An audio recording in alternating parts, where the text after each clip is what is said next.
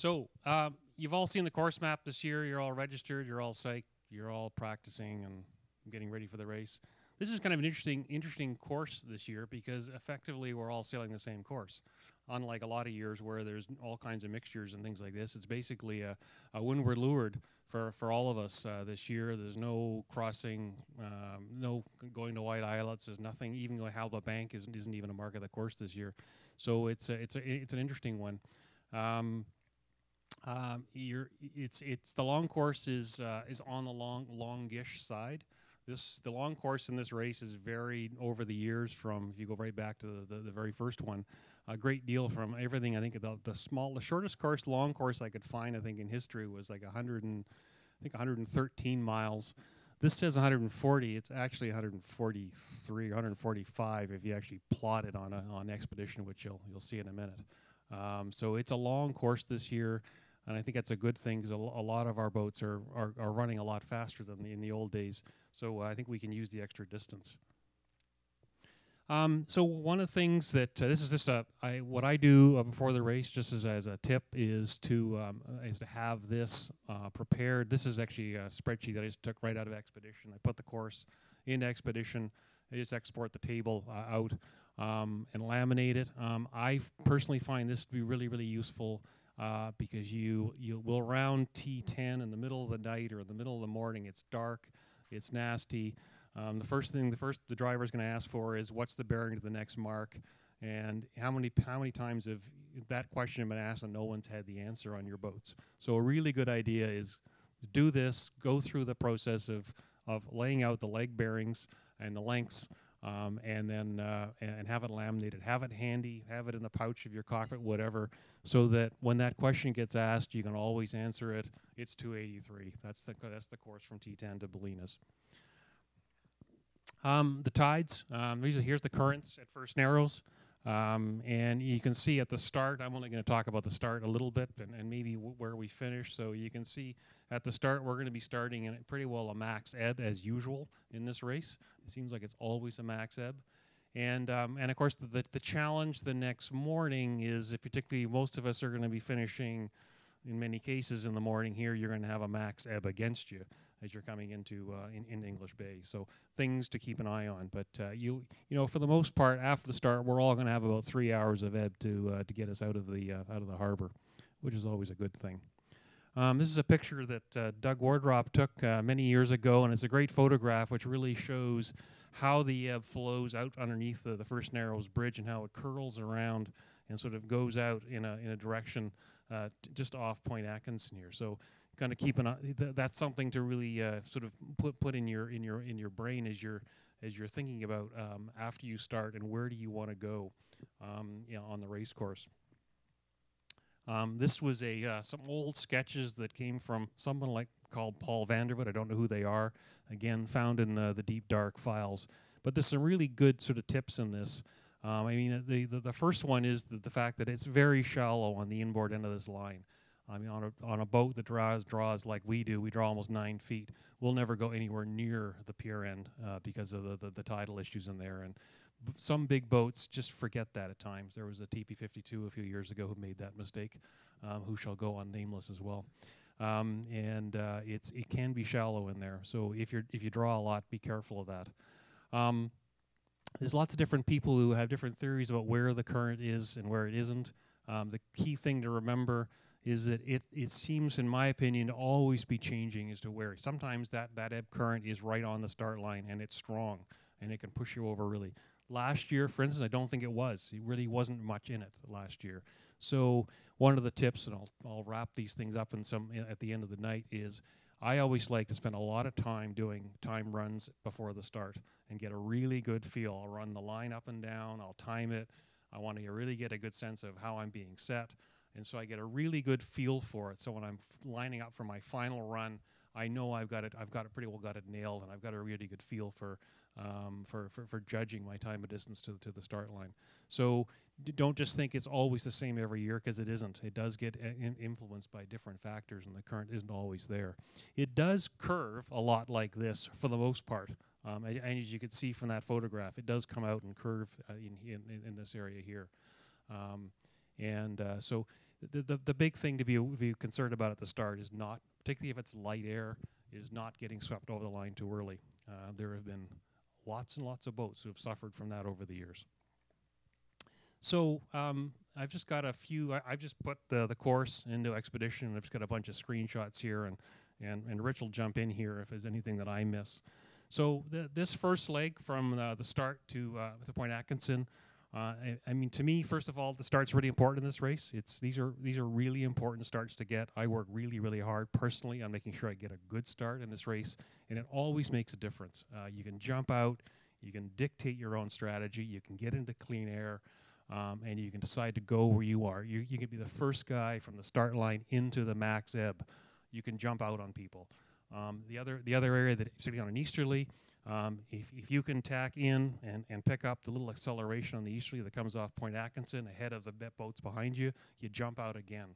And you often see this in this race is the boats that start well, they keep extending, and you'll see them extend until after Point Atkinson. Then it starts to, everything starts to sort itself out at that point. But I find that first leg is incredibly important. Get a good start, be the first one to the current, be the first one to the acceleration of the easterly at Point Atkinson here. A few years ago on longboard, we hit the Point Atkinson funnel there, picked up an extra 10 knots of breeze, and we just doubled our distance on the boats behind us because we were just gone. And it's a great feeling. It's a great way to start the race. On a westerly, I would still be tacking out in a westerly and trying to find that ebb, that max ebb, looking at your speed over the ground, look at your boat speed, trying to figure out where, try to get into that stream as much as you can and stay in it. You'll see the best boats, and I presume you'll agree with this, they'll try to almost short tack that stream if you can. If you can stay in that, identify where it is and stay in it, you'll just do that much better. Look at the roughness on the water. If it's a westerly, you'll see it on the water where the current is. If it's a light westerly, personally, I would never work the West Van shoreline. Some have done well there, though, over the years. But I personally would avoid that if I can. And I certainly wouldn't get stuck in behind Point Atkinson on a light westerly. I want to approach Point Atkinson on a westerly from the middle of the bay if you can. And again, that's where the ebb will start to run out anyway, and the jet's starting to run out. Anything I've missed there on that way? Yeah. But certainly on an easterly, I'd be jibing, find the ebb, stay in that ebb as much as you can. And I would always try to have a nice starboard tack ley line in very close to Point Atkinson, and try to get that extra puff off the shoreline because it can make a big difference, particularly in a lightweight boat. I would just say off the start, particularly in an easterly, you've got a bit of a choice to make because the boat end of the line, the furthest offshore end of the line, is going to be very crowded. There's going to be a lot of people trying to start there. I've seen boats get very good starts sort of in the middle of the line. They're not as close to the current, but if you're in a gaggle of boats that doesn't have as much breeze as the guys in the middle of the line, you may get to the current first, but the other guys may be further down the course. The other thing to remember is that when you're in an easterly and the current's going with the wind, the current will actually reduce your apparent wind. So there's not as big a penalty not to be in the current. So you can get very good starts with clear air in the middle, and then once it sorts out a little bit, you're jibing out into the current. But that sort of depends on the wind strength and just what the fleet does. So I think in a westerly, you want to be at the outboard end. That's a really good comments, and I like you. I don't like getting the boat end because usually it's way too crowded. It's really messy. It's very high risk at the boat end. So typically I would start a third down, a third of the way in if I can. Most importantly, find a hole. Try to line up minute, 2 minutes out. Start to get a feel for how are the boats setting up, particularly the big guys who can really make your life miserable in the long course. Try to find a lane. See if you can get yourself positioned in a lane that you can start and have clean air and control your own destiny if you can. So if you're a gambler, sure, go for the boat end and see how it works out for you. So from Point Atkinson to Bowen Island, which is kind of the next big piece, on a westerly, I think it's pretty fair that most people will say you want to lead your fleet on a westerly over to the Bowen Island shore. I mean, that's how you always want to be the guy who gets over there before your competitors. So if they're out in the bay, you're coming off the shoreline here, tack to the lee bow them and lead them over there, because whoever gets to the Bowen Island usually gets a bit of a jump as well. You get a bit of a kick, you'll get a bit of an ebb that's coming out of here, and then once you've short tacked that Bowen Island shore, assuming there's enough wind to do that. If it's a really light westerly, don't hit the shore too hard. It would be my advice. But if you do, eventually 2/3 of the way up that beat, there is going to be a starboard tack lift. The wind does bend around there, and you will get a starboard tack lift. And again, you want to be on the inside of that lift before the long slog across the Gulf. On an easterly, I'd be less worried about getting anywhere near the Bowen Island shore. You can see the rum line is basically runs right along the southern shore here. It's basically a straight shot. I've actually put a waypoint in my case just off the shore, because I don't like that shore. On an easterly, I'd rather be off, and there's no danger at all in being well off it if you're getting better pressure on. I think it was last year there was definitely better pressure off the Bowen Island shores than there was close to it. So it's really when you get on an easterly out in that part of the world, you're just looking for wind and playing the shifts. And seeing what you can find in the way of good current, if you can find any. Though things get pretty neutral out in that part of the world. I don't want anything to add to that. I got to be honest. When it comes to that part of the course, I usually just follow Sandy. So Sandy's not going to be out there though. I know. I'm wearing my security blanket. It's awful. Yeah. We should say that Sandy's in the room there at the back there. Put your hand up again there, Sandy. Sandy's done 46 of these races. But there's actually another person in the room. Is Ron here? Is Ron McKenzie here? He was earlier. Is he? Where's Ron? He was earlier. Anyway, Ron McKenzie was here earlier. He's done 47, I think. So he's only missed 2 of these races. Pretty remarkable.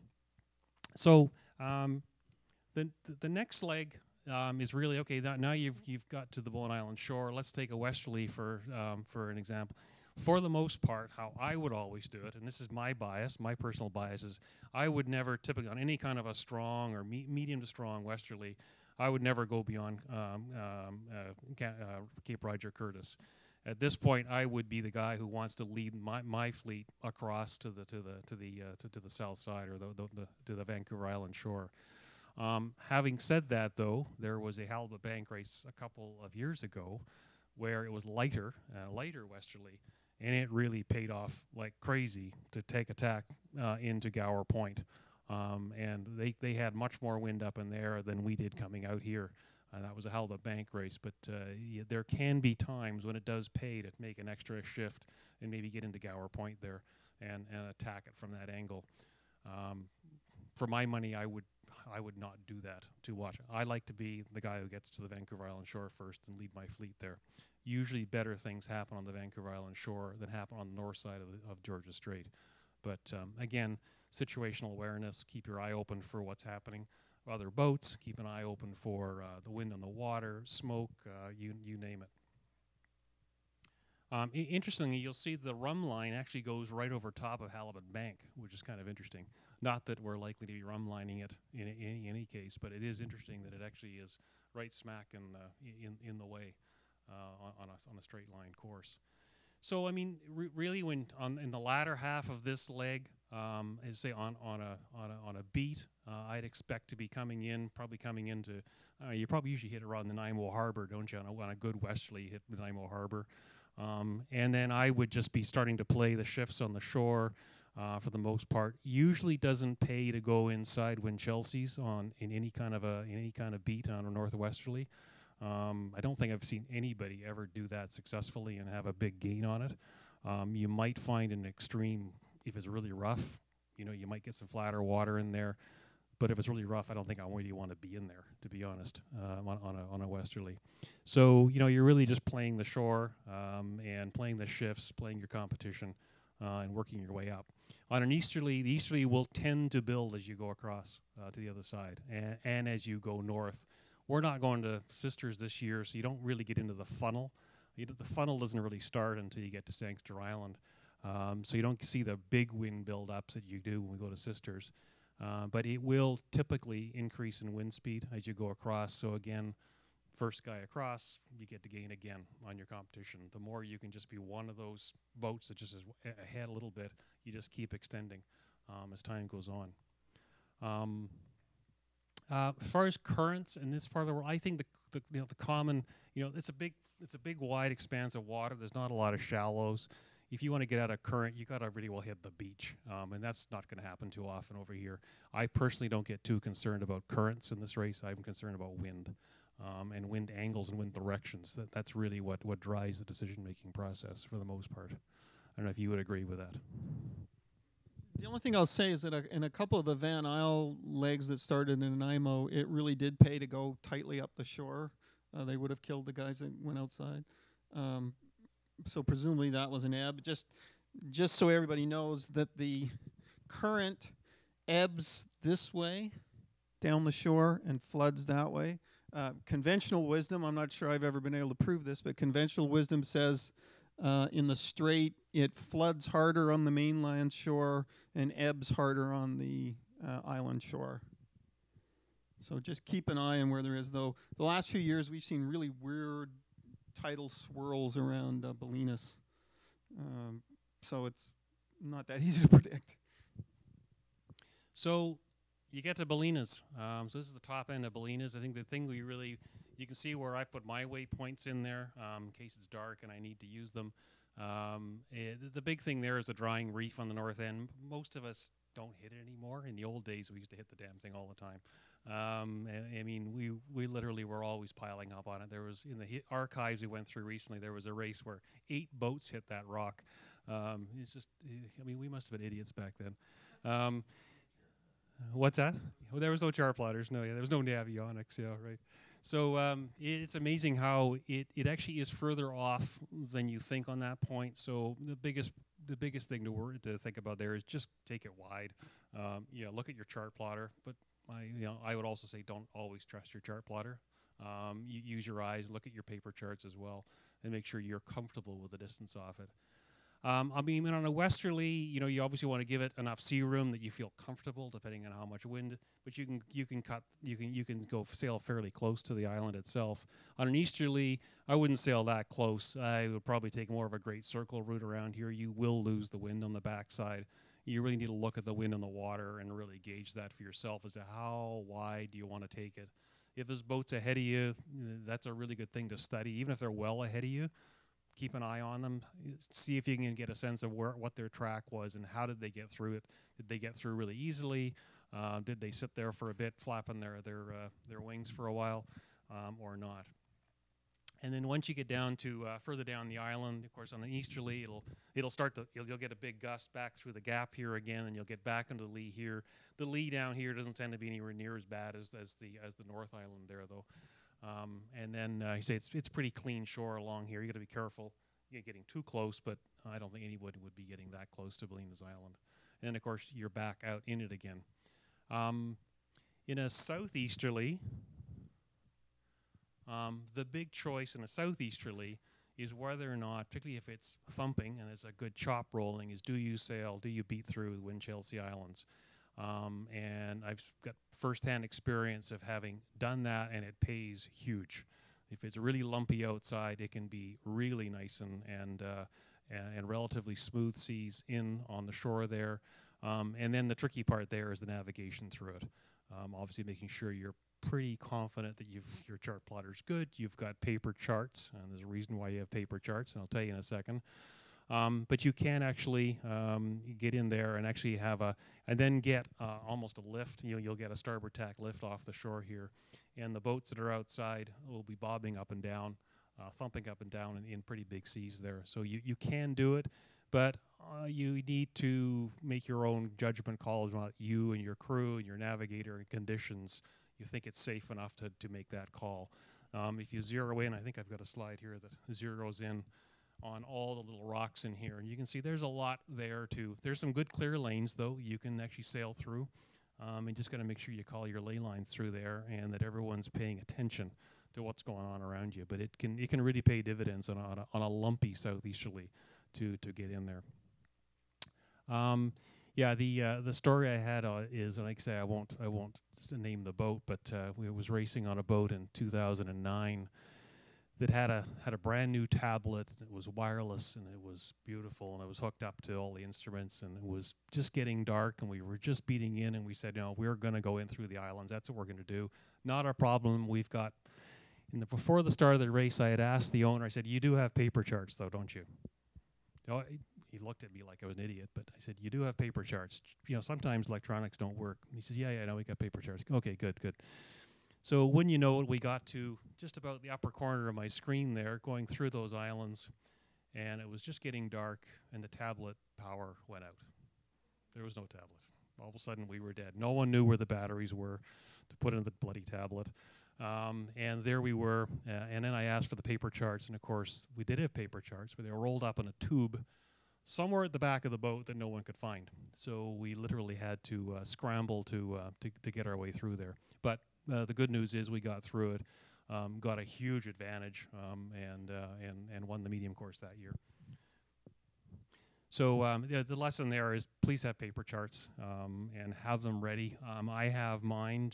I have a paper chart set up in a clear plastic waterproof pouch that for this race, I'll have this whole area, this whole detailed chart on one side, and I can flip it over, and then I can see the next strip from there down to Thrasher Rock. So that I have, and those are the only two areas I'm really concerned in this whole race course about, making sure I know where I am, making sure I know where the beacons are. And if I have to, I can go old school, use a paper chart and hand-bearing compass and navigate my way through it. So just something to be. And the other thing, too, that we always like to make sure we reinforce in this is if you're using any kind of devices relying on a cellular signal for GPS, don't rely on it and don't use it. Navionics on a smartphone is not reliable. Don't use them.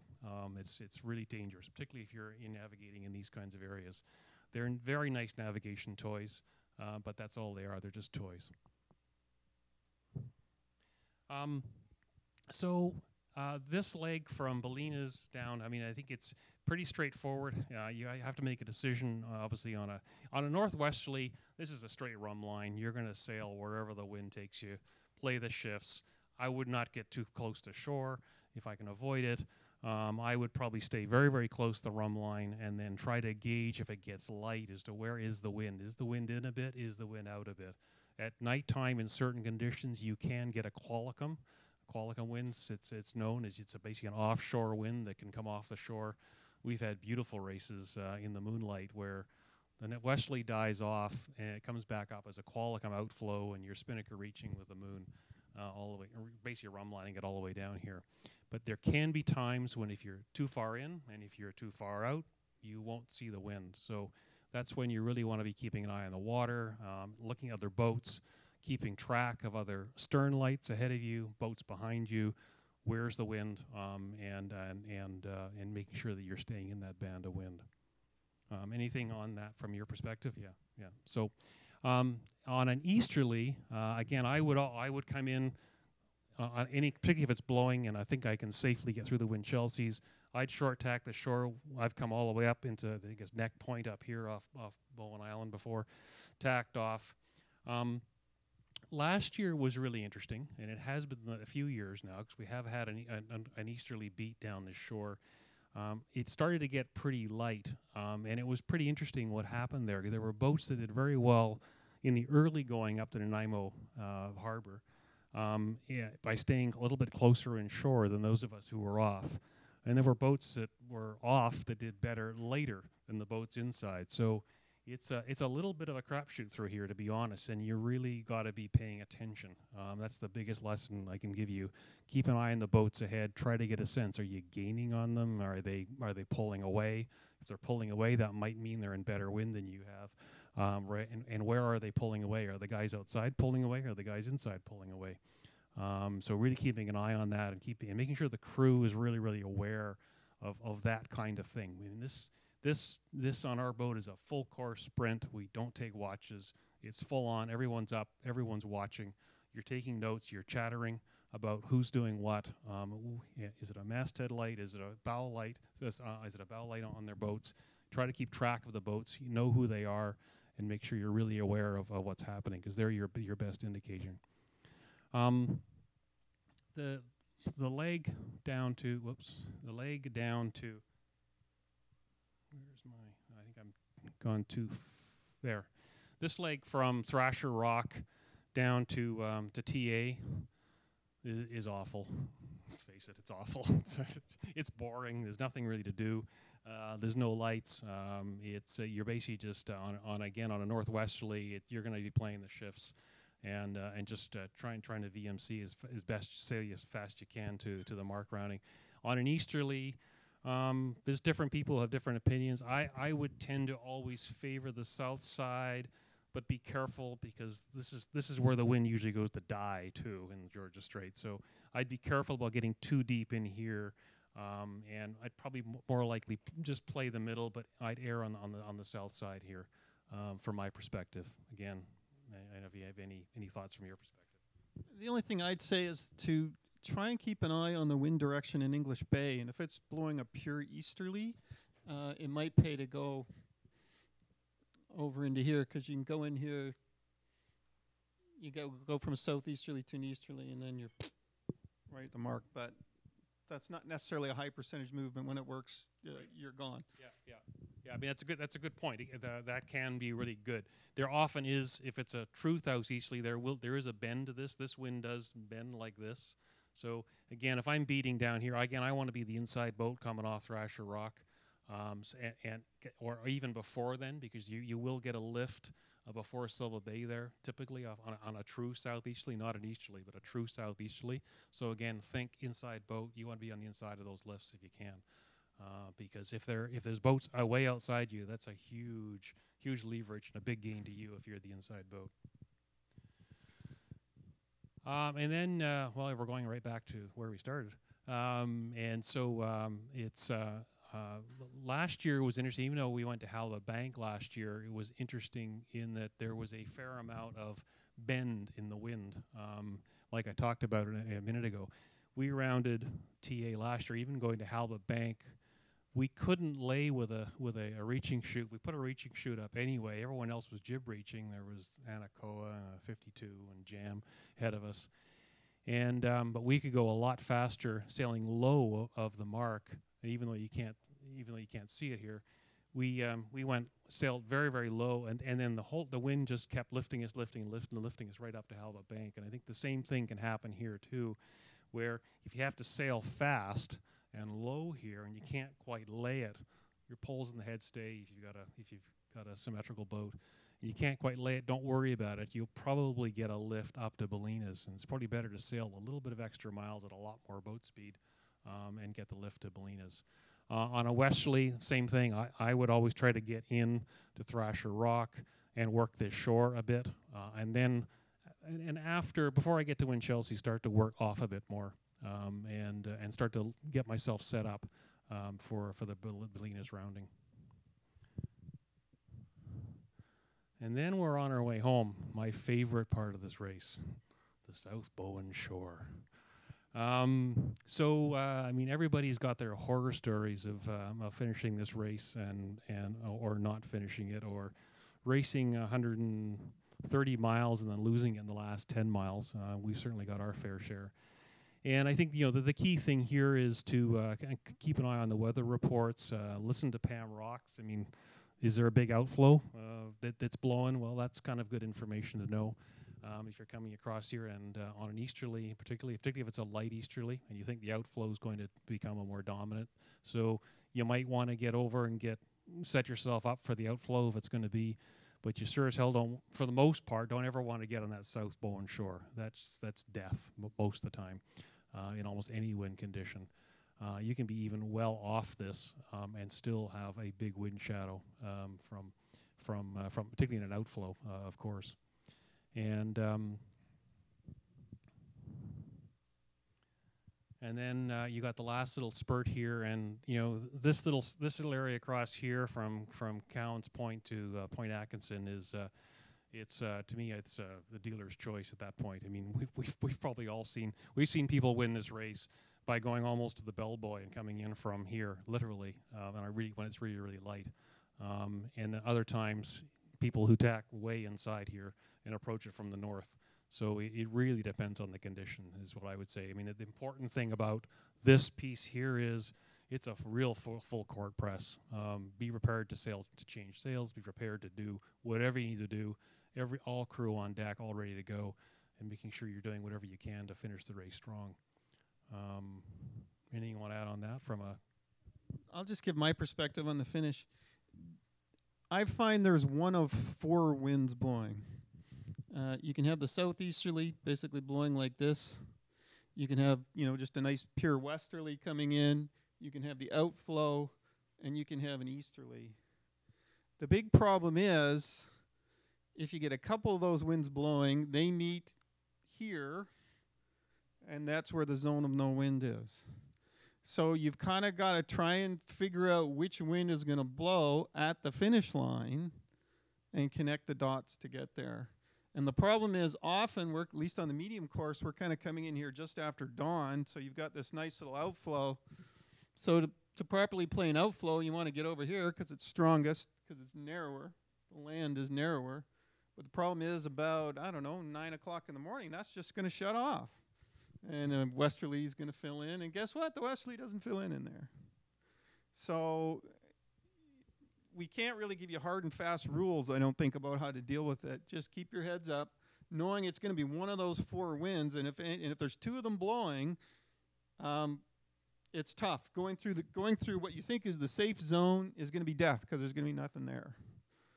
So you just got to try and figure out which one. And as Peter says, keep your heads up and watch the boats in front of you. Yeah, that's all the advice I have about the finish. Yeah, it is one of those races. It's situational awareness. You just really got to be on the ball and be prepared to do whatever you need to do. But don't discount the fact you may have to sail, to your point, around the south side of that hole, because that has paid more times than you can think.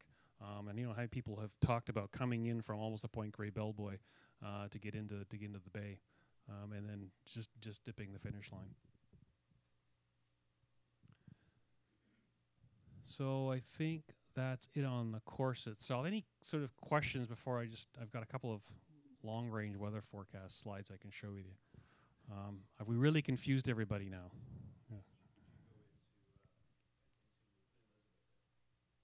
Up into here? Okay, sometimes quite deep. I mean, look at the wind in the water. I mean, if there's a ton of wind in there, you can sail in there. I typically wouldn't get too deep personally, but we've sailed right in by Pastor Island on a strong easterly. We'll sail in there, yeah, and get out of the ebb potentially, get into smoother into speeds, and then come out and sometimes you can get a port tack lift coming up to Point Atkinson. So absolutely.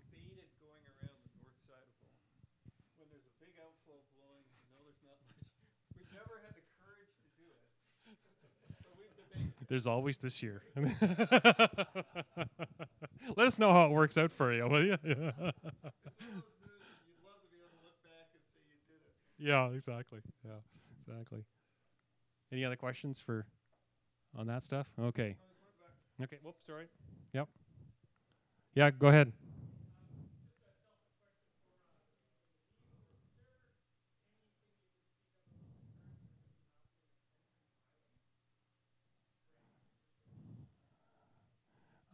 I'll maybe. I mean, I don't have anything I can particularly.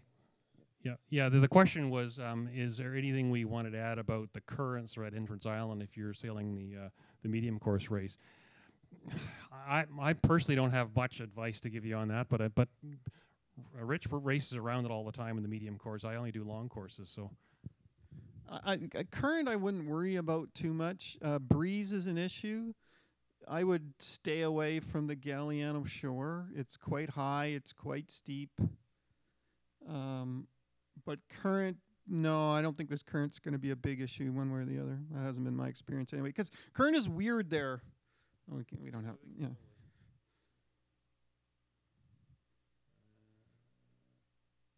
There you go. So we got an entrance up here. I'm gonna. No, that they'll kill me if I leave the microphone. Okay. So the reason current is weird is you get a lot of current coming out of Nanaimo, particularly in an ebb, right? Because it's firing up through Dodd Narrows and everything. But of course, so it kind of fans out. So you tend to think of an ebb going this way and a flood going this way, but you got to remember it's all going into this funnel that's going down into Dodd Narrows and then down through the Gulf Islands. So the current can be very strange here. It sort of fans out here. But there's not a lot you can do to get out of it. Again, I would just avoid the Gabriola shore, which is in here. No good typically comes of coming in here.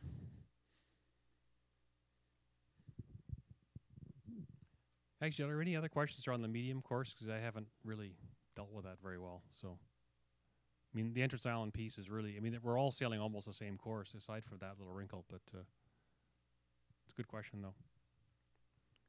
Okay. So this morning,